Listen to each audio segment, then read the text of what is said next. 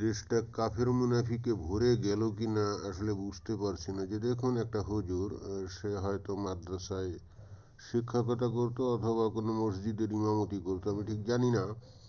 তো তাকে ধরে লোকজন কিভাবে হেনস্থা, অপমান, লাঞ্ছনা, গঞ্জনা এবং অশ্লীল ভাষায় গালিগালাজ করছে। উনি মানে এই হুজুরটা নাকি 4টা বাচ্চাকে রেপ করছে। হ্যাঁ, ওরা অন্যায় করছে, কিন্তু আমাদের নবী কি বলে গেছেন? কোনো আলেম, কোনো খাঁটি মুমিন বান্দা যদি কোনো অন্যায় অপরাধ করেও থাকে, বাকি মুমিন মুসলমানদের উচিত সেটাকে গোপন করা। এবং যদি এইভাবে গোপন করে, তাহলে যারা গোপন করলো, আল্লাহ নিজেও কিন্তু শেষ বিচারে তাদের অপরাধকে গোপন করে যাবে। কিন্তু আল্লাহ এবং তার নবীর নির্দেশ অমান্য করে দেখুন যে একজন পরহেজগার ইমামকে, আলেমকে, একজন হুজুরকে কিভাবে এরা অপমান, গঞ্জনা, লাঞ্ছনা করছে। আমরা একটু আগে সেটা দেখি।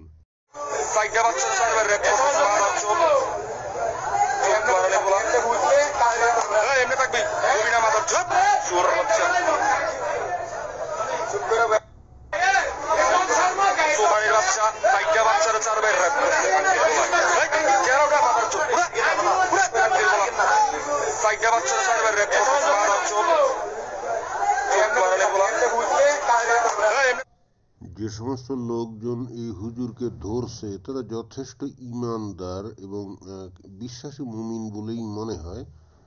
যদিও হয়তো বা তারা নবীর শিক্ষা, ওই যে কোনো এক মুমিন যদি অন্যায় অপরাধ অথবা গুনাহের কাজ করে সেটা গোপন করে যেতে হবে, এই সম্পর্কিত হাদিস বা নির্দেশনা হয়তো বা এরা জানে না। না জেনে অজ্ঞতাবশতই কিন্তু এই হুজুরকে অপমান, লাঞ্ছনা, গঞ্জনা করছে এবং তাকে হয়তো কিছু উত্তম মধ্যমও দিয়েছে। কিন্তু এই লোকগুলা কিভাবে মুমিন, সেটা আমি কেমনে বুঝলাম? দেখুন যে আপনারা যদি খেয়াল করেন, এই হুজুরের দেখুন যে তার মাথা থেকে চুল পরিষ্কার করে দিয়ে, অর্থাৎ কামিয়ে দিয়ে খানিক পরিষ্কার করে ফেলছে, দেখছেন? কিন্তু এরা ওই হুজুরের সুন্নতি দাড়িতে কিন্তু তারা টাচ করেনি। সুন্নতি দাড়িটা কিন্তু একেবারে ইনট্যাক্ট আছে, সেখানে কিন্তু কোনো ছোঁয়া লাগেনি।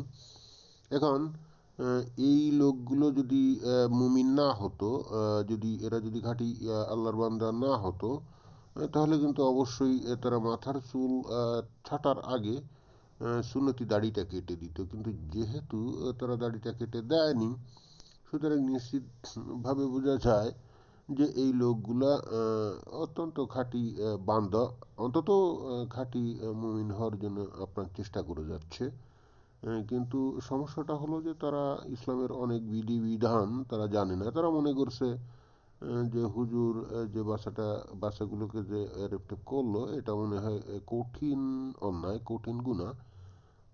হতে পারে, কিন্তু যদি গুনাহ হয়েও থাকে, কিন্তু নবীর শিক্ষা যে হুজুরদের অথবা আলেমদের অথবা খাঁটি মুমিনদের যে অন্যায় অপরাধ বা গুনাহের কাজ গোপন করে যাওয়ার মতো এই যে মহামূল্যবান শিক্ষা, মহান শিক্ষা, এইটা তারা জানে না। আর জানে না বলেই তারা অজ্ঞতাবশত এই হুজুরকে তারা মারধর করছে, অপমান, গঞ্জনা করছে।